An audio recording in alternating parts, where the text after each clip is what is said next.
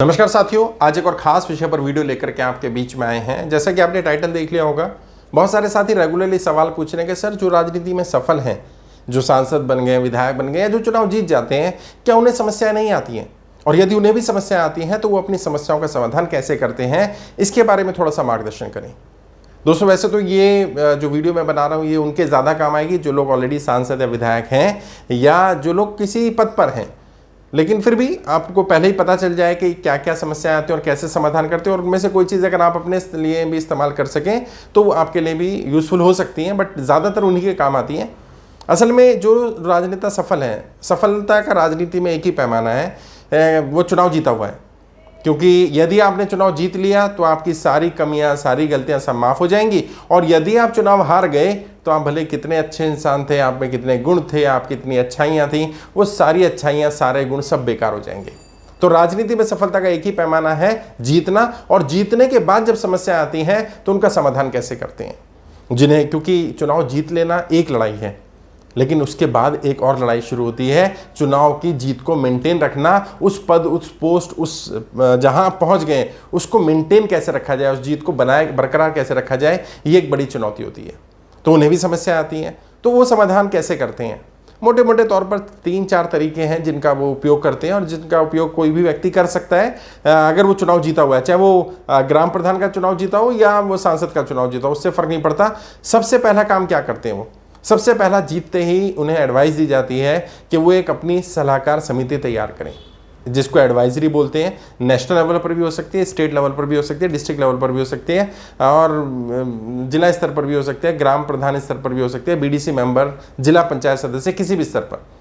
यदि आप अभी जीते हुए नहीं हैं तो अगर आप सलाहकार समिति बनाना भी चाहेंगे तो उस सलाहकार समिति की दी हुई सलाह पर आप काम नहीं कर पाएंगे। तो होगा क्या? वो सलाहकार समिति टूटनी शुरू हो जाएगी। या तो आप किसी पोस्ट पर हो, गवर्नमेंट जॉब में हो या प्राइवेट में भी हो, या आप बहुत पैसे वाले हो, कम से कम इतना पैसा हो कि वो जो समस्याएं लेकर के आए अपने पैसे के बल पर आप उनको सुलझा सकें। वरना अभी सलाहकार समिति ना बनाई जाए। लेकिन जीतते ही सबसे पहला काम क्या किया जाता है? एक सलाहकार समिति का गठन करना। अभी सलाहकार समिति क्या होती है और कैसे बनती है, इसके बारे में तो डिटेल में हम लोग ट्रेनिंग में सिखाते हैं। ब्रीफ में बता देता हूँ कि ऐसे लोगों को रखा जाए जिनका इंटेलेक्चुअल लेवल, जिनका मानसिक स्तर, जिनका आइडियाज, थॉट्स, विचार आपसे मैच करते हो और आपके स्तर के हों या आपसे थोड़े बड़े स्तर के हों। अपने से निचले स्तर के लोगों को एडवाइजरी में ना रखा जाए, नहीं तो क्या होगा, वो आपको निचले स्तर की सलाह देंगे या ऐसे सलाह देंगे जो प्रैक्टिकल नहीं होंगी। फिर भी सलाहकार समिति जो बनाई जाती है, जिस भी स्तर पर बनाई जाए, आप सांसद स्तर पर बनाएं, विधायक स्तर पर बनाएं, चेयरमैन के स्तर पर बनाएं, बीडीसी मेंबर या पार्षद के स्तर पर या ग्राम सभा के स्तर पर, सलाहकार समिति का अध्यक्ष वो व्यक्ति ही होता है जो चुना हुआ है। तो यानी कि अंतिम निर्णय तो उसी का होगा कि वो सलाहकार समिति के निर्णयों को माने या ना माने, लेकिन सलाहकार समिति बना ली है तो उसके निर्णयों को मानना चाहिए। कोशिश ये करनी चाहिए कि वहाँ एक मत से निर्णय हो, सभी की राय एक ही हो, और जिनकी राय एक नहीं है उन्हें उनके कन्वेंस किया जाए, उनके पॉइंट सुने जाए, वो क्या कहना चाहते हैं, उनकी बात को सुन करके अपनी बात को रखा जाए कि आप ऐसा क्यों सोचते हैं, और फिर एक मत पर पहुंचा जाए। अगर फिर भी सर्वसम्मति ना हो सके तो कम से कम बहुमत हो। यानी अगर 10 लोगों की कमेटी है या 15 लोग आपने बनाए, डिपेंड करता है। लोकसभा स्तर पर तो हम लोग कई बार 50-50 लोग भी सलाहकार समिति में रखते हैं, लेकिन छोटी रखनी चाहिए। 10, 15, 20 लोगों से ज़्यादा बड़ी सलाहकार समिति ना हो। अब इसमें डॉक्टर्स हो सकते हैं, इंजीनियर्स हो सकते हैं, लॉयर्स हो सकते हैं, टीचर्स हो सकते हैं, आपके एरिया के जहाँ भी आप चुन करके आए हैं वहाँ के बुद्धिजीवी लोग हो सकते हैं, पढ़े लिखे लोग हो सकते हैं, उनसे बात करिए। और यहाँ पर अगर हो सके तो पार्टी की आइडियोलॉजी से बाहर निकल के भी बात करने की कोशिश करिए, क्योंकि आपकी पार्टी के लोग जो आपके समर्थक हैं या आपकी विचारधारा के समर्थक हैं, वो हो सकता है आपकी कमियां ना उजागर करें या कई बार बटरिंग करें, क्योंकि उनको टिकट चाहिए होगा या उनको और अनड्यू एडवांटेजेस लेने होते हैं। लेकिन जो दूसरी पार्टी का या न्यूट्रल विचारधारा का है, या जिसके बारे में मालूम है कि वो सही को सही और गलत को गलत कहने की हिम्मत रखता है, ऐसे लोगों को रखने की कोशिश करिए। जब ऐसे लोग आप अपनी एडवाइजरी में रखेंगे तो वो लोग शायद आपको सही सलाह दे पाएंगे, और उनकी सलाह ऐसी होगी जो शायद अगर आप काम करेंगे तो आपको अपने जनाधार को बढ़ाने में और जो जनाधार है उसको मेंटेन करने में मदद मिल सकती है। कम से कम चापलूसी करने वाले लोग नहीं होंगे, कम से कम ऐसे लोग नहीं होंगे जो बटरिंग कर रहे हो। तो एक तो तरीका होता है सलाहकार समिति बनाने का। अब इस सलाहकार समिति में कई बार ऐसे लोग भी रखे जाते हैं जिनको एडवाइजर्स कहा जाता है, पॉलिटिकल एडवाइजर। जैसे मैं अभी इस समय भी देश के बहुत सारे एमपीज, एमएलएस के लिए, बहुत सारे जीते हुए प्रतिनिधियों के लिए एडवाइजरी में काम कर रहा हूँ, उनकी टीम के लिए काम कर रहा हूँ, उनकी फैमिली के लिए काम कर रहा हूँ। अब वो एडवाइजरी का काम क्या होता है किसी भी पॉलिटिकल एडवाइजर, वैसे तो पॉलिटिकल एडवाइजर की एक पोस्ट अलग से होती है जिसके लिए ट्रेनिंग की ज़रूरत होती है और बड़े बड़े नेता भी पॉलिटिकल एडवाइजर रखते हैं अपने यहाँ पर। लेकिन पॉलिटिकल एडवाइजर का काम क्या होता है? मुझे कई लोग कहते हैं, जब किसी ने मुझे देख लिया एक मुख्यमंत्री के साथ कि आप तो मुख्यमंत्री के साथ हैं, एक मंत्री के साथ देख लिया केंद्रीय तो आप उनके साथ हैं, तो आप उनको ये सलाह दीजिए।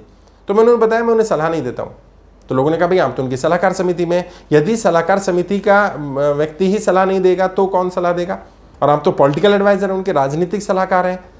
मैंने कहा भाई सलाहकार का पर्पस सलाह देने का होता है, जब सामने वाला मांगे, बिना मांगे सलाह नहीं दी जाती है, तो वो लोग सलाहकार के रूप में यूज़ करते हैं। और जब कहीं फंस जाते हैं, और मैं आपको भी कह रहा हूँ, कभी आपको लगे कि जीवन में कहीं राजनीति में आगे नहीं बढ़ पा रहे हैं, फंस गए हैं, कोई समाधान नहीं मिल रहा, तो ऐसे समय पर कोई पॉलिटिकल एडवाइजर होना चाहिए जो आपको राजनीतिक समझ के साथ एडवाइस कर सके। कोशिश ये करें ये पॉलिटिकल एडवाइजर न्यूट्रल व्यक्ति हो और ये आपकी पार्टी या संगठन से जुड़ा हुआ ना हो। और यदि आपकी पार्टी या संगठन का भी हो तो उसका कोई ऐसा लालच या ऐसा उसके मन में ना चल रहा हो कि वो आपसे कुछ बेनिफिट लेना चाहता है, जो कि बहुत कम होता है। इसलिए हम प्रेफर ये करते हैं कि प्रोफेशनल लोग रखे जाएं, और जितने भी एमपीज एमएलएज हैं वो प्रोफेशनल लोगों को रखते हैं, जिनका उनकी पार्टी से, उनके आगे बढ़ने से या पीछे हटने से उन्हें कोई लाभ हानि नहीं होने वाली होती। वो न्यूट्रल सलाह देते हैं।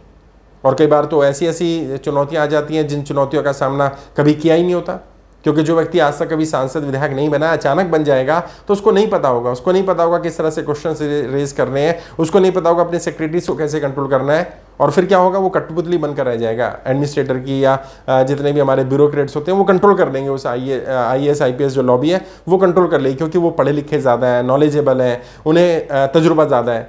तो हम क्या करते हैं, उसको एडवाइस करने का काम करते हैं, नहीं कहाँ आपका विशेष अधिकार है, कौन सा डिसीजन आपने उनसे पूछ कर लेना है, कौन सा आप अपनी मर्जी से ले सकते हैं। एक और चीज़ वो क्या करते हैं, वो ऐसे समूह या ऐसे लोगों को में लोगों के साथ जुड़ाव करना पसंद करते हैं या जुड़ाव करवाते हैं जहाँ पर रेगुलर इंटरेक्शन होता रहता है। आजकल तो सोशल मीडिया, व्हाट्सएप पर बहुत सारे ऐसे ग्रुप्स हैं जहाँ पर अच्छी प्रोडक्टिव चर्चा होती है। फेसबुक पर बहुत सारे ऐसे ग्रुप्स हैं, बहुत सारे ऐसी वेबसाइट्स हैं, बहुत सारे ऐसे इंस्टीट्यूशंस हैं जो इस तरह के काम कर रहे हैं। उन वेबसाइट्स को फॉलो करने को कहते हैं, उनके ब्लॉग्स को पढ़ने को कहा जाता है, उनके फेसबुक को फॉलो करने को कहा जाता है, ताकि वहाँ से आपको इंटेलेक्चुअल नॉलेज मिल सके। और टाइम शेड्यूल बना दिया जाता है, कम से कम 1 घंटा आपने इंटेलेक्चुअल नॉलेज में बिताना ही है, ऐसे ग्रुप्स में रहना ही है जहाँ पर इंटेलेक्चुअल लोग हैं, और वहाँ पर कोई ना कोई मुद्दे पर चर्चा हो रही हो तो उसमें अपना इनपुट भी देना है और लोगों की राय भी लेनी है। मैं भी मेरे एक स्टूडेंट हैं पुराने, वो विधायक हैं भी, उनके पास गया तो उन्होंने मुझे बताया कि सलाहकार समिति जब तक मैंने नहीं बनाई थी तो मुझे बड़ी समस्याओं का सामना करना पड़ रहा था। लोग एक ही समस्या को लेकर के बार बार मेरे पास आते थे और हम आगे नहीं बढ़ पा रहे थे। वहीं घूम फिर करके वही सड़क की सफाई की समस्या, ट्रांसफ़र पोस्टिंग की समस्या, लोगों के साथ कहीं पर अवैध निर्माण हो रहा है, वहाँ पर उनको पुलिस उगाही कर रही है, परेशान कर रही है, या निर्माण वैध है उसको अवैध डिक्लेयर किया जा रहा है, इस सब के लफड़े में पड़े हुए थे, कुछ आगे प्रोडक्टिव नहीं कर पा रहे थे। तो उन्होंने क्या किया, उन्होंने कोर कमेटी तैयार की और उस कोर कमेटी ने जो डिसीजन में डेवलप करने शुरू करे कि हम अपनी कॉन्स्टिट्यूंसी को आदर्श कॉन्स्टिट्यूंसी कैसे बनाएंगे। और उसमें फिर उन्होंने इनपुट्स लेने शुरू करे, क्योंकि मैं उन्हें ऑलरेडी एडवाइस करता हूँ, तो जहाँ भी समस्या आई मैंने उनको एडवाइस किया। कहीं पर ऐसा ना हो जाए कि आप इनपुट लेने के चक्कर में अपने राज ही फाश कर दें कि आप राजनीति में कैसे आए, कैसे सफल हुए हैं, या आपका क्या बैकअप है, क्या सपोर्ट है, वो भी नहीं बताना होता। कोई आपका विरोधी ना खड़ा हो जाए, कहीं आप में से, आपकी एडवाइजरी कमेटी में से कोई आपके प्रतिद्वंदी ना बन जाए, तो उसको भी रोकना ज़रूरी होता है। तो कितना डिस्कस करना है, कब डिस्कस करना है, क्या बातें बतानी है, क्या बातें नहीं बतानी है, ये सब उस कोर कमेटी में या उस डिसीजन मेकिंग एडवाइजरी में डिस्कस किया जा सकता है, रोड मैप बनाया जा सकता है, आगे का फ्यूचर प्लान किया जा सकता है। एक और चीज़, आखिरी चीज़ जिसका आपको बहुत ज़्यादा ध्यान रखना है, अगर आप जीते हुए हैं, कम से कम अगले 20 वर्ष के लिए प्लानिंग करिए। ज़्यादातर सांसद, विधायक, मंत्री, मुख्यमंत्री या राजनीति में जो सफल हैं, सक्रिय हैं, आपने उन्हें देखा होगा, वो अपने फ्यूचर को बहुत अच्छी तरह से प्लान कर रहे होते हैं। उनको पता होता है अगला चुनाव जीतना है। अगर वो आज MLA हैं तो उनकी निगाह रहती है कि मैं केंद्र में मंत्री कैसे बनूंगा, तो वो अपना एक रोड मैप बनाते हैं 20 साल का। और अपने बाद, मेरे बाद राजनीति कौन संभालेगा, मेरा भाई संभालेगा, मेरी टीम का कोई व्यक्ति संभालेगा, मेरे परिवार का कोई व्यक्ति संभालेगा। इस सब की प्लानिंग भी जीतते ही कर देनी चाहिए। यदि आप जितना डिले करेंगे उतना आपको नुकसान होने वाला है। और सीधी सी बात है, बड़े बड़े नेता बेवकूफ़ तो नहीं है। जो एक एक सलाह के लिए लाखों रुपए देते हैं और ऐसे लोगों को रखते हैं अपनी सलाहकार समिति में, या ऐसे पॉलिटिकल एडवाइजर्स रखते हैं। आपने सुना होगा सोनिया गांधी जी के पॉलिटिकल एडवाइजर अहमद पटेल साहब हैं, क्या ज़रूरत पड़ी थी उनको? और बहुत सारे बड़े नेता भी हैं जिनके पॉलिटिकल एडवाइजर्स हैं, मैं यहाँ नाम तो नहीं लेना चाहूँगा क्योंकि अच्छा नहीं लगता, लेकिन जिनका पब्लिक डोमेन में है उनका नाम मैं बता रहा हूँ। बट ये है कि बड़े नेताओं के जितने भी लोग मंत्री हैं, मुख्यमंत्री जितने भी हैं, जितने भी लोग सांसद हैं, इन सभी ने कहीं ना कहीं अपने पॉलिटिकल एडवाइजर्स तैयार कर रखे हैं, और जो लोग नहीं कर रखे हैं या जिन्होंने नहीं कर रहे हैं वो पीछे छूट जाएंगे। तो अपना कम से कम 20 या 25 ईयर्स का अगली 5 योजनाओं का एक रोड मैप तैयार करना, और उन 5 योजनाओं में आप आगे बढ़ते हुए दिखने चाहिए। मैंने कोशिश की कि आपको बता पाऊँ कि किस तरह से सफल राजनेता सफल होने के बाद भी जो समस्याएं आती हैं उनका समाधान करते हैं, और किस तरह से आप सफल होने के बाद अपनी टीम बिल्ड करके लोगों को, ऐसे लोगों को अपने साथ रख सकते हैं।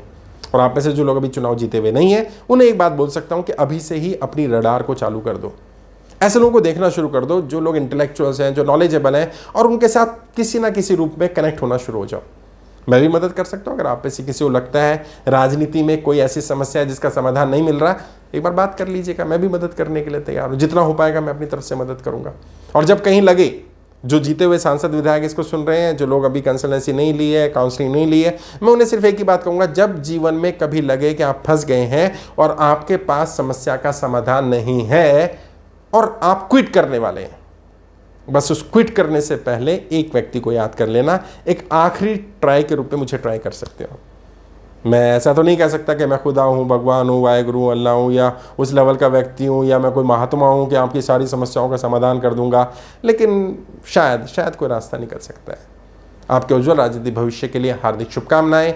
जय हिंद, जय भारत।